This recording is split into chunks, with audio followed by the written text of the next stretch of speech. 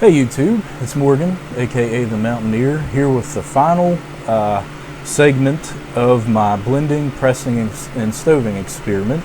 I've already prepared the tobaccos, I've rubbed them out, I'll show you a picture here.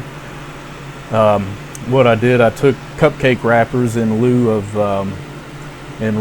paper plates to let them set out for about 10 or 15 minutes. I have these marked out. I did quick and dirty dye jobs on 2 of the pipes, that way I can keep them all straight. Already packed the pipes, did the charring lights.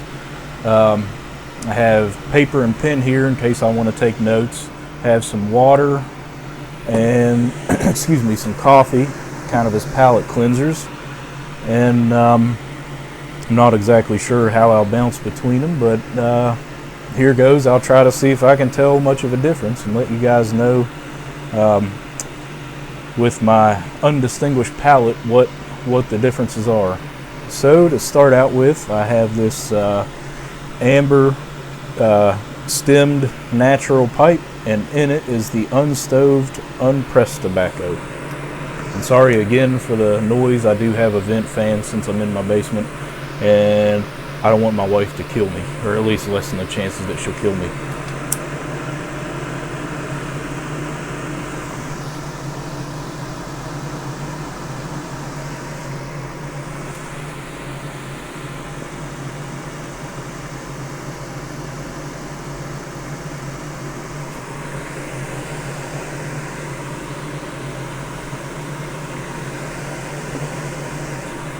It's definitely a very stout blend, very smoky, earthy. You can definitely taste a lot of the Latakia.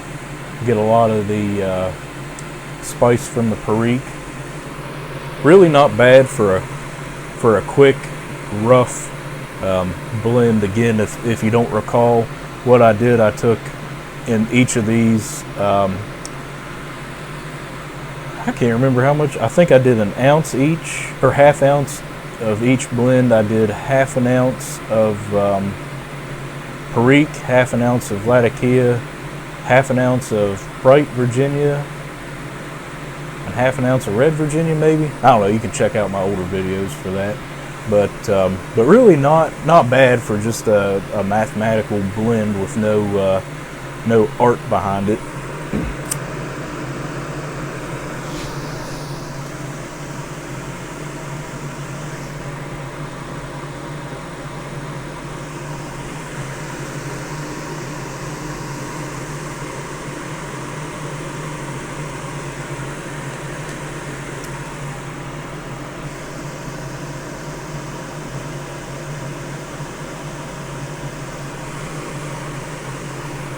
So that's the unstoved, unpressed. Let me catch a sip of coffee.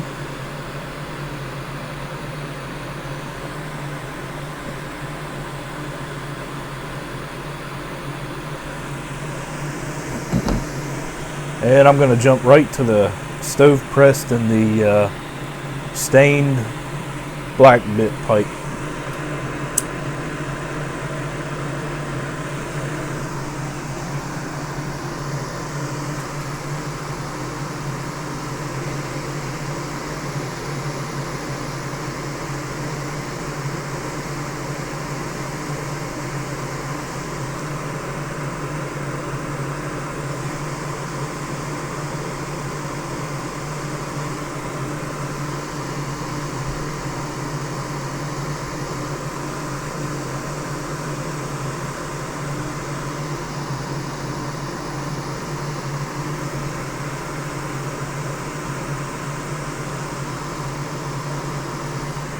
Well, in comparison to the unstoved, unpressed, I'm definitely picking up a lot more sweeter notes. A little less like a campfire on the palate, but on the retrohale, the spiciness of the Perique actually has backed off, but the smokiness, the campfire essence is increased, or at least a little bit more noticeable. Maybe it's the same level or even a little bit less, but with that spicy note knocked down, You know, it's just more noticeable perhaps, but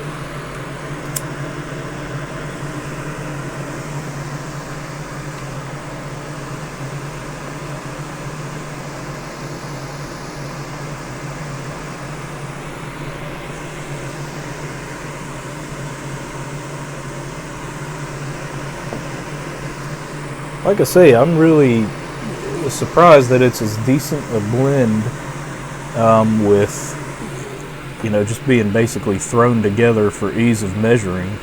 I don't know, who knows, maybe some age on these will make it even better. I know, I can't remember if it was a separate video or part of another one, but where I took all the scraps from taking the plugs out of the presses and had them in that little Jake Hackert. At that point, it burned really well. I'm not really giving these a chance to burn, but let's see. Now I'll try the unstoved pressed. Get some more coffee.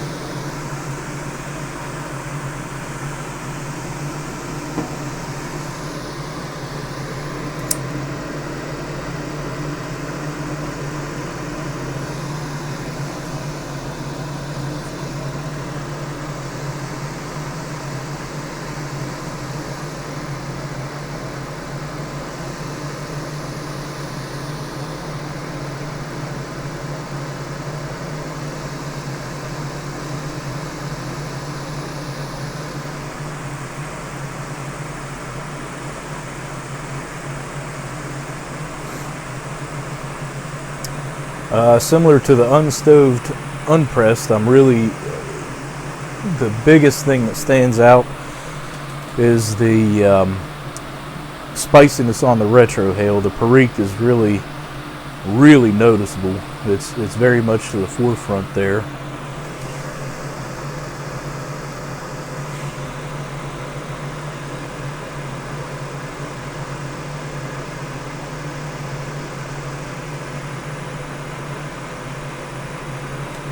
I want to say I'm going to go back to that real quick.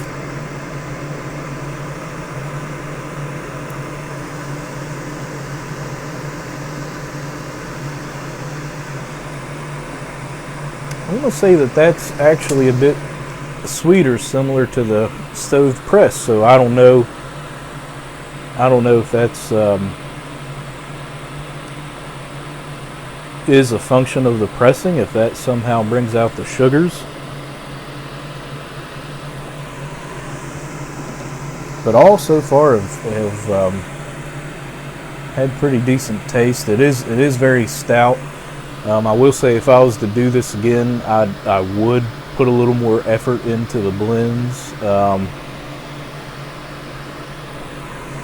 They would be a lot more Virginia heavy, and the Latakia and the Perique would be just kind of there as backup to complement or highlight the Virginias, and just to throw a little bit of difference in there. And who knows, maybe even just do this with straight Virginia. But let's see, now I'm going to try the stoved unpressed and see how that is.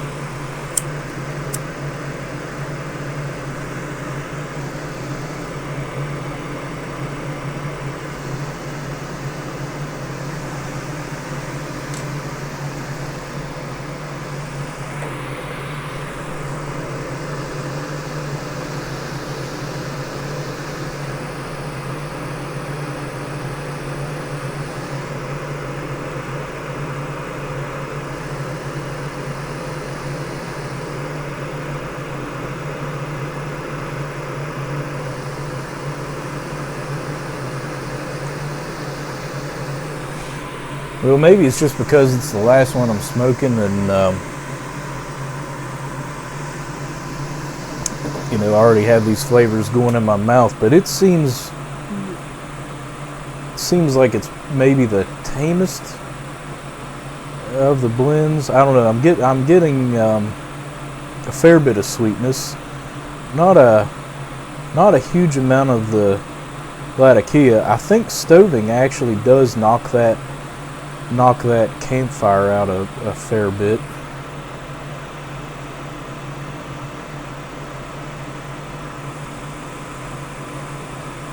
And I think it knocks the spice from the Perique out even more. Very interesting so far. I wish I had a better palate and a broader vocabulary to describe what I'm tasting and experiencing here. But I'd say, you know, I can't obviously put it into very artful words, but there are very noticeable differences between these four blends. It's kind of neat. I can't really pick a favorite. I'd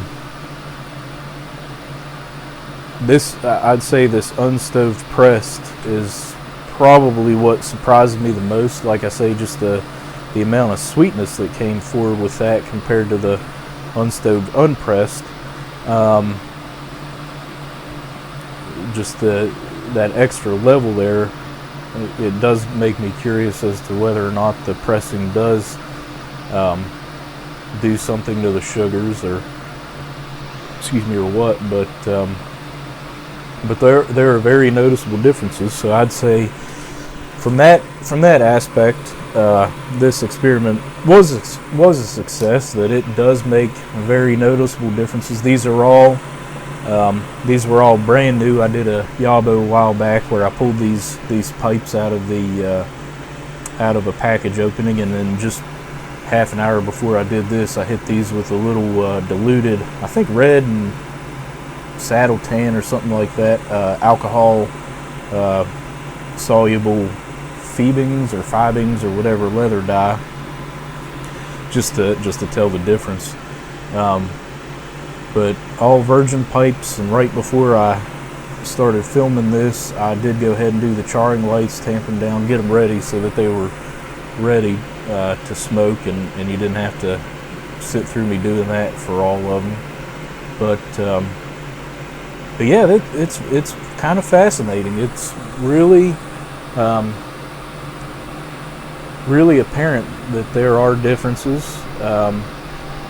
You know, I think this is the type of an experiment where, I mean, there are just almost infinite variables that, you know, with various blends, the amount of time stoved, the amount of time pressed, or the amount of pressure pressed, you know, just after they've all been processed, just the amount of drying time, you know, before they're smoked. Like I say, I only did it for about 10-15 minutes. It was a fairly short period. They are still a little bit, I don't want to say damp, but maybe slightly more moist than usual. But I just wanted to go ahead and smoke them. And I don't know, I really like them. You know, I mentioned before that it's not in that other video where I tested the little scraps all blended together. It's not a great blend, but it is a blend that I would smoke. I wouldn't turn my nose up at it by any means. I think this would be a great blend for a very cold, crisp day. Maybe a good blend for lunning. You know, it's a bit of a powerhouse. I haven't smoked it enough to really tell what the nicotine content is, but as far as flavor and body, it is a bit of a powerhouse. But very approachable, very smokable, and there are differences. So I'm kind of excited, but. Well, I guess that's it. I'm going to keep smoking on these off camera, and if I have anything to add, I'll come back and add to this. But I'd be interested if anyone else has done this to let me know your thoughts. Anything similar to this, let me know your thoughts. if you'd be interested in it. Ask me any questions you may have. Again, I just made the blends.